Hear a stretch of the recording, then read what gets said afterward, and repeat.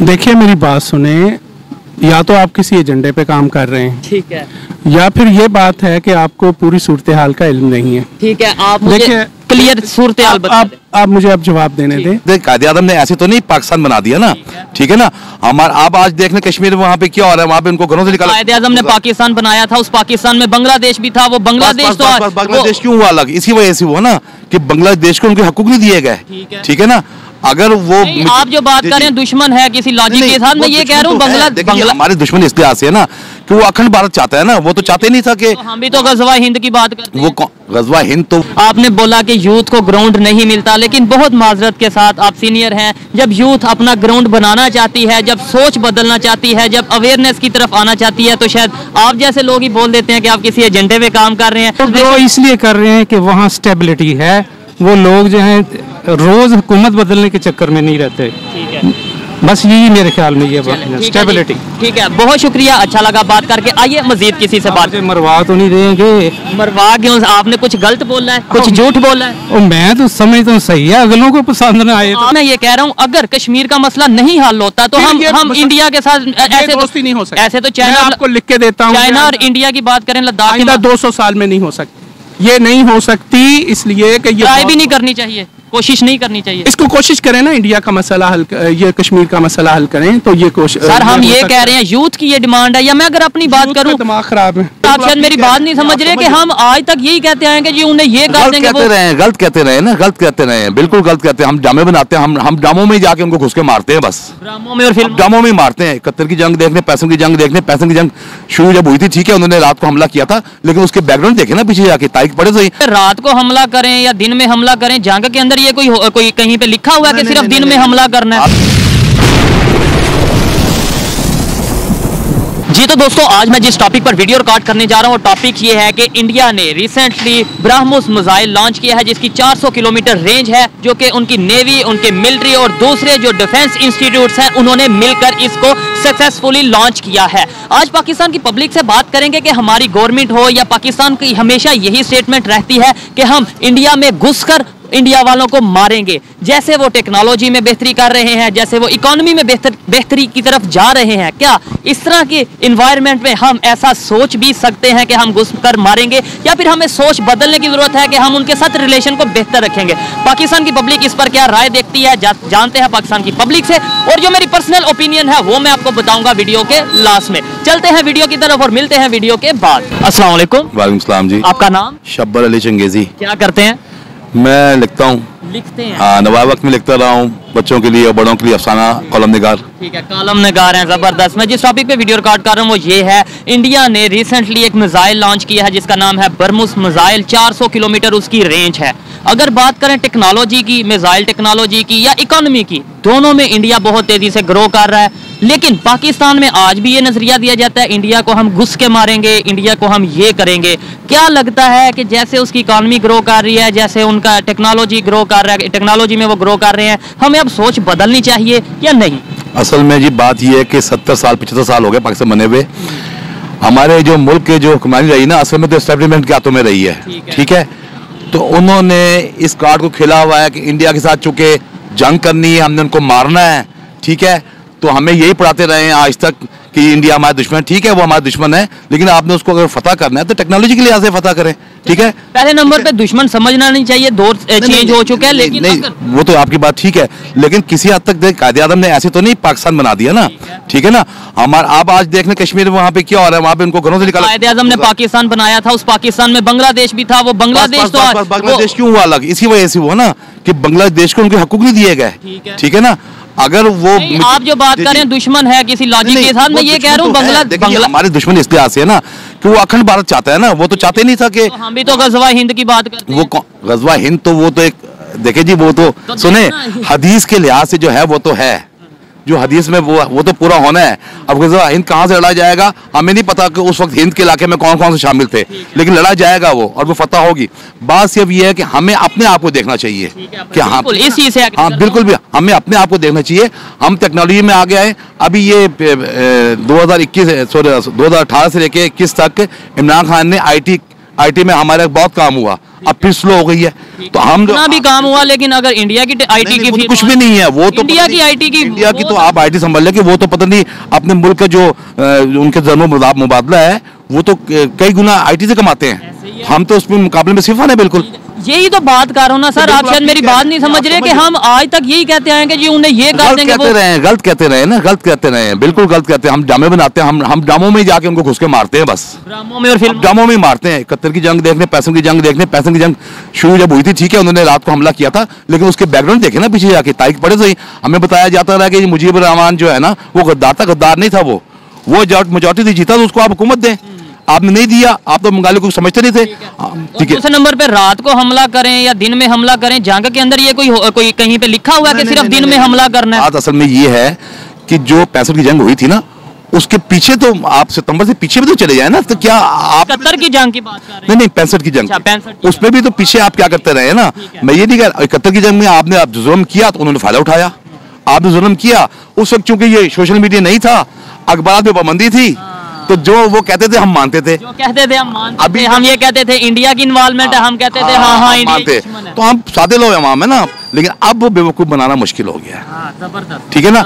अब आप अपनी टेक्नोलॉजी को बेहतर करेंगे तो दुनिया में कहीं भी फतह कर सकेंगे, इकोनॉमी को बेहतर, बिल्कुल इकोनॉमी किस तरह बेहतर होगी, आपकी सियासत जब मुस्तकम होगी, जब आपके जुमहूरी अदारे काम करेंगे, जुमहूरी अदारे किसी काम को छोड़ा नहीं, आप अदालती निज़ाम को देख लें, हमारे इंसाफ मिल नहीं रहा, कहीं भी कुछ कर लें, आप देख लें इमरान खान की FIR दर्ज नहीं हुई, सेनेटर आदम सबाती सहाफियों के साथ क्या हो रहा है, सहाफियों के साथ क्या हो रहा है, नाखून उतारे जा रहे हैं, मारा जा रहा है। इसलिए आप देख लें कि जब तक शफाफ इलेक्शन नहीं होंगे तब तक मामला सही नहीं होगा। अच्छा मुझे ये बताएं, अगर इंडिया वाले आए दिन मिसाइल लॉन्च कर रहे हैं, बड़े बड़े मतलब वो अपने टेक्नोलॉजी के हवाले से डेवलपमेंट की तरफ जा रहे हैं, बड़े बड़े प्रोजेक्ट्स कर रहे हैं, इकोनॉमी उनकी दुनिया की 5वीं बन चुकी है, और अब कहने में आ रहा है कि शायद आने वाले कुछ सालों में दुनिया की 3री बड़ी इकोनॉमी बन जाएगी, उन्होंने कैसे बेहतरी की तरफ गए, कैसे अपने आप को डेवलप किया? सबसे बड़ी बात तो यह है कि वहाँ पे जो है ना, जो अवाम की राय को मुकद्दम समझा गया, गांधी ने और नेहरू ने बहुत पहले जो आमिर का रास्ता रोक दिया, ठीक है ना।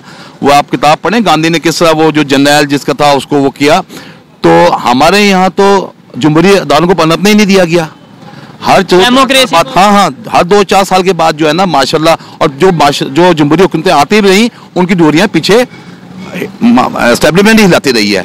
तो जब तक आप अपनी जुमहूरियत रवायात को मुस्तहकम नहीं करेंगे ना, तो उस वक्त तक आप मुल्क के आगे किसी भी मुल्क दुनिया में ना आप कामयाबी से सर्वाइव नहीं कर सकेंगे। अच्छा, एक तो हमारे यहाँ कहा जाता है नॉन पॉलिटिकल ऐसे अदारे हैं जो कि इन्वॉल्वमेंट करते हैं, लेकिन एक तबका ऐसा है जो ये कहता है कि कभी अमेरिका की इन्वॉल्वमेंट होती है, कभी किसी कंट्री की, कभी चाइना की इन्वॉल्वमेंट होती है, इंडिया में क्यों नहीं अमेरिका की इन्वॉल्वमेंट हो जाती, इंडिया में क्यों नहीं चाइना की इन्वॉल्वमेंट ना? इसलिए ना कि जब जो अवाम की राय से जो यानी कि पाले जो नुमाइंदे आते हैं ना, तो उनको आवाम के आगे जवाबदेह होना पड़ता है, तो वो इतनी जल्दी डिक्टेशन नहीं लेते किसी भी मुल्क की, ठीक है। और जो माशाल्लाह लगाते हैं वो एक बंदे को डील करना पड़ता है अमेरिका को, इसलिए अमेरिका जो है ना, जो दूसरे मुल्कों में इंडिया हो गया जिसमें जमहूरियत है, तो वहाँ पे चूंकि वो आवाम को जवाबदेह होते हैं, इससे वो अपने अमेरिका से जो बात करते हैं अपने आवाम के फायदे के लिए करते हैं। आप देख सकते हैं अमेरिका के अलायंस भी हैं, अमेरिका के साथ कर रहे हैं और चाइना के साथ, उसके बावजूद वो अच्छे से तेल भी ले रहे हैं, और हम अमेरिका के पार्टनर भी नहीं है उसके बावजूद, और हम डर रहे हैं, इसलिए कि हमने एक और दूसरी एक और बात ये कि हमारे जो सियासतदान भी इसमें उनकी गलती है कि उन्होंने करप्शन इतनी की है, और अपने जो जितने भी अकाउंट्स है वो सब बाहर हैं, वो इससे भी डरते हैं कि हमारे वो अकाउंट सीज हो जाएंगे। ये दोनों बातें हैं, तो जब तक हम जुमहूरियत को मुस्तहकम नहीं करेंगे, डेमोक्रेसी को प्रायोरिटी बिल्कुल उसके, और ये रास्ता रोकना पड़ेगा, अवाम ही रास्ता रोक सकते हैं, कहते हैं अवाम ही ताकत है, अल्लाह ने जो हुक्मरानी। कुछ सीखना चाहिए इंडिया से, उनकी जो पॉलिसीज हैं, जैसे वो इकोनॉमी में आगे जा रहे हैं, इतनी बड़ी आबादी को वो जैसे कंट्रोल मैनेज कर रहे हैं बेहतर तरीके से, वो टेक्नोलॉजी में आगे जा रहे हैं या नहीं? आज भी हमें यही सोच रखनी चाहिए कि नहीं जी वो तो दुश्मन है, वो तो देखिए जी इंडिया जो है ना, इंडिया में भी बहुत सी मूवमेंट्स कर रही है, लेकिन उसके बावजूद वो एज अ नेशन एक साथ है, एज अ नेशन जो है ना। हाँ बस हमारी 25 करोड़ की बात है, हम वो नहीं मैनेज कर पा रहे, हम जो है ना एज अ नेशन नहीं है, उसमें हमारे जो है ना सियासी जो है ना नुमाइंदगान का भी कसूर है कि वो कम से कम मिलके एक तो हो जाए, वो मिलके एक तो हो जाए। आप रोकते क्यों नहीं इनका रास्ता कि जो आप शब खुन मारते हैं, जो रात को अदालतें खुल जाती हैं, वो सब आपको पता है। अच्छा, आपसे थोड़ा सा ये भी बात करते हैं, क्योंकि आप भी मीडिया से बिलोंग करते हैं, प्रिंट मीडिया, आप भी सहाफ़ी हैं, हम भी थोड़े से सहाफ़ी हैं, ठीक है। जब बात की जाती है सच की, तो तब ये टैग क्यों लगा दिया जाता है कि ये तो पता नहीं किसी एजेंडे पे काम कर रहा है? असल में सच होता है कड़वा। मैं सलाम करता हूँ अशर शरीफ मरूम को, उसने सच के लिए जान दे दी, ये होता है सच। अभी गिने चुने उंगलियों में हैं जो सच बोलने वाले हैं, आप कर रहे हैं माशाल्लाह, ठीक है ना, ठीक है ना, आप कर रहे हैं, वरना तो अल्लाह माफ करे वो जिसे कहते हैं ना उर्फ आम में लिफाफे लिफाफियां, वो चारों तरफ फिर रहे हैं। लेकिन हक और बातिल की जंग में हमेशा जीत हक की होती है। हुसैन अलैहिस्सलाम का नाम आज भी जिंदा और हमेशा जिंदा रहेगा, और यजीद का नाम को रखना गवारा नहीं करता। सोच जो बदल रही है वो तेजी से कैसे बदलेगी? कैसे यूथ को पता चलेगा कि यार ये नफरत में कुछ नहीं है, जंग में कुछ नहीं, टेक्नोलॉजी में और इकोनॉमी में सब कुछ को सब पता चल रहा है। जब से ये सोशल मीडिया आया है ना, आपका मोबाइल, हर यूथ जो है ना वो पहचान रहा है कि कौन सही है कौन गलत है। आपको नहीं लगता आज भी मजहब के नाम पे लड़ा दिया जाता है? आज भी ये कह दिया जाता है इंडिया, तो इंडिया का जहाँ पे नाम आता है उधर दुश्मनी। किस वजह से लड़ाए जाते हैं, कौन लड़ते हैं? हमारी आवाम को रखा ही अनपढ़ गया है, ठीक है ना। तो वो जो मोबाइल देखने वाले हैं ना, अभी समझ आ रही है, उनको भी समझ आ रही है। मजदूर, मुझे कई मजदूर तबके हैं वो मिले हैं, वो बिल्कुल कहते हैं, वो खुला कलम नाम देते हैं कि इस मुल्क में रिजीम चेंज किसने की है, सबको पता है, ठीक है ना, वो कौन था। मेरी और आपकी या पब्लिक की क्या जिम्मेदारी है? कैसे हम पाकिस्तान को बेहतरी की तरफ लेकर जा सकते हैं? कैसे ये सोच बदल सकते हैं कि जी हम घुस के मारेंगे, हम वो दुश्मन ये दुश्मन? बस मैं एक बात कहना चाहूंगा, आप सच का साथ दें और सच बोलने से घबराएं, ठीक है। जिंदगी मौत तो अल्लाह के हाथ में है, जो रात कब्र में है वो बाहर नहीं है। सच का साथ दें, इंशाल्लाह आप कामयाबी होंगे। बहुत शुक्रिया, अच्छा लगा इनसे बात करके। आइए मजीद किसी से बात करते हैं। शुक्रिया, बहुत बहुत शुक्रिया। अस्सलाम वालेकुम। अस्सलाम वालेकुम। वालेकुम अस्सलाम। आपका नाम? डॉक्टर शाहिद अशरफ। डॉक्टर शाहिद साहब, आपका नाम? आफ्ताब जावेद। आफ्ताब जावेद। मैं जिस टॉपिक पे वीडियो रिकॉर्ड कर रहा हूँ वो टॉपिक टेक्नोलॉजी और इकोनॉमी के हवाले से है। अगर पाकिस्तान की बात करें और अगर अपने नेबर कंट्रीज़ की बात करें, ख़ास तौर पे इंडिया की, उन्होंने रिसेंटली एक मिसाइल, बरमूस मिसाइल के नाम से लॉन्च किया है। 400 किलोमीटर उसकी रेंज है, ठीक है। टेक्नोलॉजी में भी वो बेहतर ग्रो कर रहे हैं, इकोनॉमी में भी बेहतर ग्रो कर रहे हैं। पाकिस्तान की तरफ से हमेशा ये ज़्यादातर स्टेटमेंट आती है, हम इंडिया को घुस के मारेंगे, ये करेंगे। हमारी इकोनॉमिकल सिचुएशन ऐसी है कि हम घुस के मार सकते हैं, क्या कहेंगे? देखिए, पहली बात ये है कि ये इंडिया की तरफ से घुस के मारने की बातें ज़्यादा सामने आती हैं, पाकिस्तान की तरफ से नहीं है। हमेशा जो छोटा मुल्क होता है वो दफा करता है, जारियत नहीं करता है। पहले तो ये आप सवाल अपना दुरुस्त करें। दूसरी बात ये है कि हम, ठीक है, आप बात पूरी करें, लेकिन यह कि अगर हम 4 जो जंगें हुई हैं उसकी अगर थोड़ी सी हिस्ट्री को देखें तो आपको क्या लगता है, या हमारे जो अगर स्टेटमेंट्स हैं, अभी लास्ट वीक बिलावल भुट्टो साहब जो कि हमारे फॉरेन मिनिस्टर हैं, उन्होंने स्टेटमेंट दी है कि हम इंडिया मतलब इंडिया को घुस के मारेंगे और हम एक एटॉमिक पावर हैं, इंडिया को मुंह तोड़ जवाब देंगे। जबकि वहां से तो ऐसी स्टेटमेंट आती हैं कि हम मिलकर गुर्बत के खिलाफ लड़ते हैं।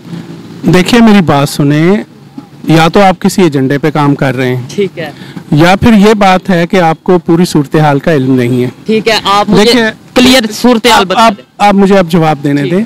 देखिए, पहली बात तो ये है कि पाकिस्तान इकोनॉमिकली बहुत कमज़ोर मुल्क है और उसकी बुनियादी वजह यह है कि यहाँ पे जमहूरियत को पनपने फलने फूलने का मौका मुयसर नहीं आया। दूसरी बात यह है कि जो हमारी एस्टेब्लिशमेंट है वो हमेशा अपनी मर्जी के नतायज चाहती है, और अफसोस के साथ कहना पड़ता है कि उसने करप्ट लोगों की या करप्ट सियासतदानों की हमेशा हमायत की है। ठीक है। और वो इलेक्शन में मुख्तलिफ तरीकों से लोगों को हराने का काम भी अंजाम देती रही, इसमें कोई शक नहीं है, सब जानते हैं। ठीक है। अच्छा, दूसरी बात ये कि इनकी इकोनॉमिक की खराबी की वजह ये खुद लोग हैं।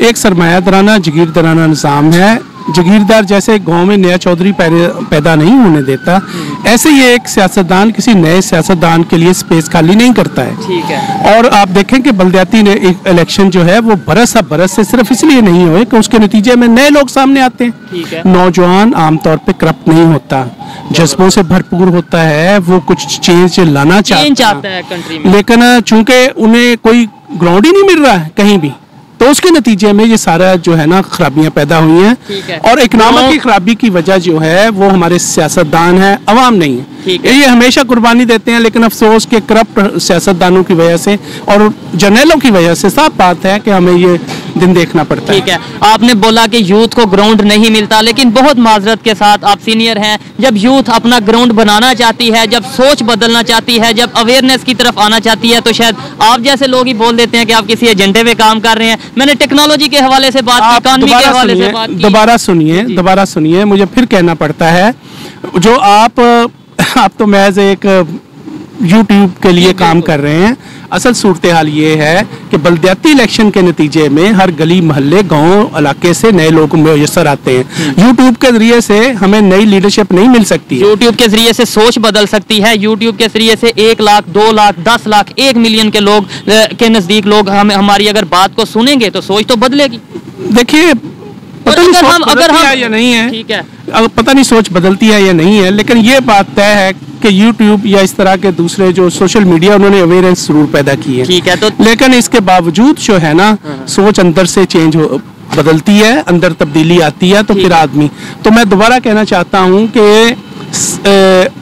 ये जो अदारे हैं इनकी यूनियन बहाल होनी चाहिए, तलबा यूनियन बहाल होनी चाहिए, बल्दियाती इलेक्शन होने चाहिए, बतदरीज 10 15 20 साल बाद ये सब ठीक हो जाएगा। क्योंकि ये सब नहीं किया जा रहा है, इसलिए सब खराबी है। ठीक है सर, आपसे थोड़ी सी बात करते हैं। इनसे बात की जब मैंने टेक्नोलॉजी के हवाले से और इसके अलावा इकोनॉमी के हवाले से, मैंने बोला कि इंडिया जैसे ग्रो कर रहा है, नेबर कंट्री अगर बांग्लादेश की बात कर रहे हैं वो ग्रो कर रहे हैं, हम क्यों नहीं ग्रो कर रहे? तो आप इसके ऊपर क्या कहना चाहेंगे? देखिए, जो पहले डॉक्टर साहब ने बात की है उस हवाले से तो मैं ये कहना चाहता हूँ कि जब आपके बिल्कुल साथ एक ऐसा मुल्क हो जो हर वक्त जारहियत के लिए तैयार बैठा हो, तो उसमें जाहिर है कि आप की आर्मी को और आपके मुल्क को हर वक्त तैयार रहना पड़ता है। ठीक है। अच्छा, लेकिन इस सारी सूरत हाल के बावजूद हम ये एक और चीज़ भी देखें कि हमारे जो लोगों की हालत है अब वो इस काबिल नहीं है कि वो अपनी ज़िंदगी बहाल भी रख सकें। हर चीज़ इतनी महंगी हो गई है कि हमें बहुत ज़्यादा जंगों पे, नफरतों पे खर्च करने की बजाय हमें जो गरीब बिल्कुल टूट गए हैं, जो आप एक वक्त की अब रोटी भी मुश्किल हो रही है, तो उनकी तरफ ध्यान देने की ज़रूरत है। तो इसमें एक और छोटी सी बात ये कहना चाहता हूँ कि अब तमाम पार्टियों से उठ के हमें रियासत की सतह पर, पाकिस्तान की सतह पर एक ऐसा एक थिंक टैंक बनाना चाहिए, तमाम पार्टियों में से लेके तमाम जो पाकिस्तान से मोहब्बत रखते हैं इस रियासत से, कि वो सोचें कि इस वक्त जो हमारी इकोनॉमिक की सूरत हाल है कैसे बेहतर हो सकती है, उसी पे बात कर रहा हूँ कि उसमें सबको एक दफ़ा बैठ के सोचना चाहिए कि हमने इसमें से निकलना कैसे। जब तक तमाम पार्टीज इस पे बैठ के इसके बारे में सोचती नहीं, हम निकल नहीं सकते। देखें, अगर हर पार्टी अपना एजेंडा लेके चलती है तो ये जो जिस दलदल में हम धंसे हुए हैं इसमें हम बिल्कुल गुम होकर रह जाएंगे। अब इसका एक आखिरी रास्ता है कि तमाम पार्टियां अपनी तमाम पार्टियों के लेवल से ऊपर होके पाकिस्तान को बचाने के लिए सबको इकट्ठा होना पड़ेगा। हाँ, अगर सारे इकट्ठे हो जाएंगे तो ये मौजा हो जाएगा। पाकिस्तान किसी भी डिफॉल्ट में नहीं जाएगा, किसी प्रॉब्लम में नहीं जाएगा।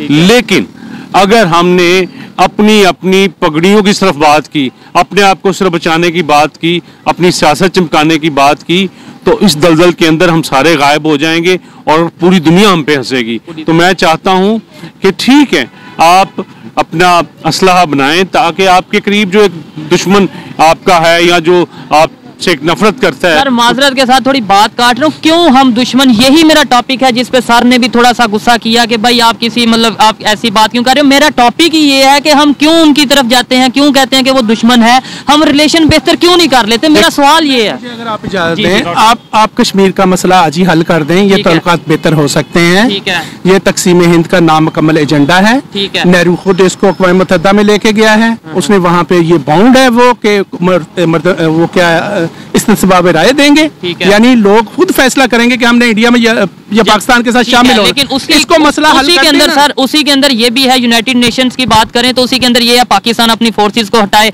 इंडिया भी फिर हटाएगा। तो दोनों हटाए ना, कौन पाकिस्तान हटा दें पहले। पाकिस्तान क्यों अगर हमने तो फिर मैं एक बात कर रहा हूँ, पाकिस्तान का इसका मतलब हम बेहतरी की तरफ नहीं जाएंगे जब तक के दोनों नहीं हटाएंगे। ठीक है। आप कहेंगे सियाचिन से आप अपनी फौजी हटा लें, अपने इधर बॉर्डर से लाहौर से आप फौजी हटा लें, क्यों हटा लें? ठीक है, दोनों हटाएंगे तो हटाएंगे ना, दोनों हटाएंगे। लेकिन मैं ये कह रहा हूँ अगर कश्मीर का मसला नहीं हल होता तो हम इंडिया के साथ ऐसे दोस्ती नहीं हो सकती। ऐसे तो चाइना, आपको लिख के देता हूँ, चाइना और इंडिया की बात करें, लद्दाख 200 साल में नहीं हो सकती। ये नहीं हो सकती, इसलिए कि ये ट्राई भी नहीं करनी चाहिए, कोशिश नहीं करनी चाहिए। इसको कोशिश करें ना, इंडिया का मसला हल, ये कश्मीर का मसला हल करें, तो ये कोशिश। सर हम ये कह रहे हैं यूथ की ये डिमांड है, या मैं अगर अपनी बात करूं, दिमाग खराब है। ठीक है, हम मैं अगर अपनी बात करूं, मैं कहता हूं जो कश्मीर का इशू है वो रहे, मतलब जब तक नहीं सॉल्व होता टेबल टॉक हम करें, सब कुछ करें, लेकिन ये तो ना करें कि कश्मीर का मसला नहीं हल होगा। देखिए हमारे दरमियान जो सबसे बड़े तनाज़े की वजह है, जिसपे जंगें भी हुई और हमेशा हम दोनों तरफ से नुकसान हुआ है, तो उसका हल तो निकालना चाहिए ना, ठीक है ना। उसमें यूएन हो या दूसरे मदद के लिए आए तो एक हल निकलना चाहिए। लेकिन वही बात मैं कहूँगा कि अब रियासत की सतह पे सोचने की जरूरत है, अब ये पार्टियों की सियासत से निकलना पड़ेगा। आप सलामत रहें, बहुत शुक्रिया। बहुत शुक्रिया जी, मैं इनकी बात से एग्री करता हूँ कि भाई हमें एक होकर सोचना है, पाकिस्तान के लिए सोचना है, और पाकिस्तान के लिए सोचने के अंदर ये भी आता है कि हमने अपने रिलेशन नेबर के साथ बेहतर करने हैं। ये इनकी ओपिनियन थी जो आप तक पहुंचाई, डॉक्टर साहब की ओपिनियन आप तक पहुंचाई, और मेरी पर्सनल ओपिनियन जो है वो यही है कि हमें अपने नेबर्स के साथ रिलेशन को बेहतर रखना है। अगर रिलेशन को बेहतर रखेंगे तो ही हम बेहतरी की तरफ जाएंगे। आइए मजीद किसी से बात करते हैं। शुक्रिया। अस्सलाम वालेकुम। वालेकुम अस्सलाम। आपका नाम? सईद। क्या करते हैं सर? मैं जॉब करता हूँ, प्राइवेट जॉब करते हैं। जिस टॉपिक पे वीडियो रिकॉर्ड कर रहा हूँ वो ये है, इंडिया की अगर बात करें जो कि हमारा नेबर कंट्री है, इकॉनमी के हवाले से दुनिया का 5वां बड़ा कंट्री बन चुका है, और आए दिन वो टेक्नोलॉजी में कोई ना कोई डेवलपमेंट करता है। अभी उन्होंने एक मिसाइल लॉन्च किया है ब्रह्मोस के नाम से, 400 किलोमीटर उसकी रेंज है। हमें हमेशा ये कहा जाता रहा कि इंडिया में घुस के मारेंगे, इंडिया को ये कर देंगे वो कर देंगे। जैसे वो टेक्नोलॉजी में ग्रो कर रहा है, जैसे वो इकोनॉमी में ग्रो कर रहा है, क्या जो हमारी स्टेटमेंट है वो एक मजाक नहीं बन के रह जाएंगी? रियलिटीज ऐसा ही है जैसे आप कह रहे हैं।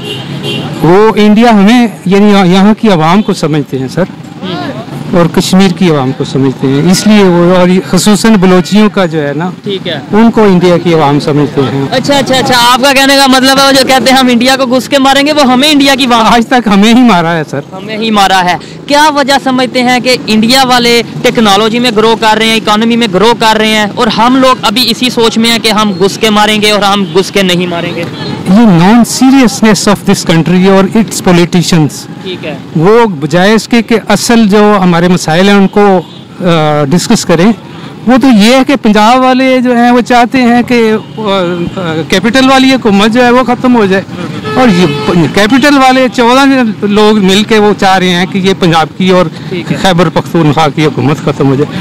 असल मैटर तो कभी डिस्कस ही नहीं हुआ। असल मैटर तो डिस्कस ही नहीं हुआ। असल जो इश्यूज हैं, असल जो पाकिस्तान की प्रॉब्लम्स हैं, उनकी तरफ हम आते ही नहीं। जो हमारी इस टाइम इकोनॉमिकल कंडीशन है और जो पॉलिटिकल कंडीशन है, जो मुल्क की इस टाइम कंडीशन है कंट्री के ओवरऑल, लगता है कि हमें इंडिया के साथ रिलेशन अच्छे रखने चाहिए, या फिर इस तरह की स्टेटमेंट देनी चाहिए कि हम एक एटॉमिक पावर है, हम ये करेंगे वो करेंगे? हमें चाहिए कि उनसे और पहले अपने लोगों से डिस्कस करें कि भाई हम इस भंवर में से कैसे निकल सकते हैं, और उनकी जो है उनके अपने मसाइल हैं, हमारे अपने मसाइल हैं। मसाइल तो हर कंट्री के हैं, लेकिन वो ग्रो कर रहे हैं ना, तो हमें उनके साथ ग्रो इसलिए कर रहे हैं कि वहाँ स्टेबिलिटी है।